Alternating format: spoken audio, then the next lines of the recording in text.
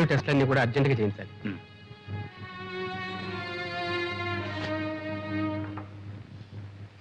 దుర్గా, నాతో నిజం చెప్పమ్మా, మీరేమన్నా దెబ్బలాడుకున్నారా? మీ అనుమానాలకి నేను సమాధానం చెప్పలేను. మేము ఎందుకు దెబ్బలాడుకోవాలి? మాకేం తక్కువైందని. చూడు, మొన్న నాకు నెక్లెస్ చేయించారు, పాపకు గాజులు కూడా చేయించారు.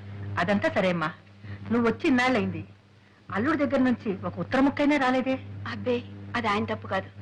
వెళ్ళగానే నేనే ఆయనకు ఉత్తరం రాస్తానని చెప్పాను. బహుశా నా ఉత్తరం కోసం ఎదురు చూస్తూ ఉంటారు.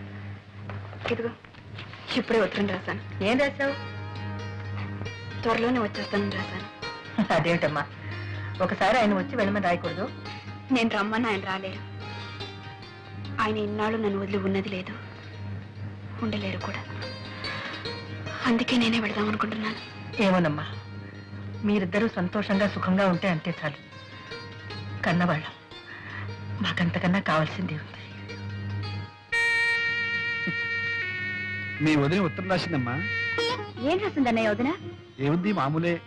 నేను ఇక్కడే ఉండిపోతా అనుకున్నారా, ఉండిపోవాలనుకున్నారా, అసలు మీ దగ్గరికి రావద్దని మీ అభిప్రాయమా? మీ ఉద్దేశం ఏమిటి? వెంటనే ఉత్తరం రాయండి. అసలు తను ఎవరు వెళ్ళమన్నారు, ఎవరు రావద్దన్నారు? ఈ ఉక్రోషం అంతా ఏమిటో తెలుసా అన్నయ్య? ఆవేశంలో వెళ్ళిపోయింది.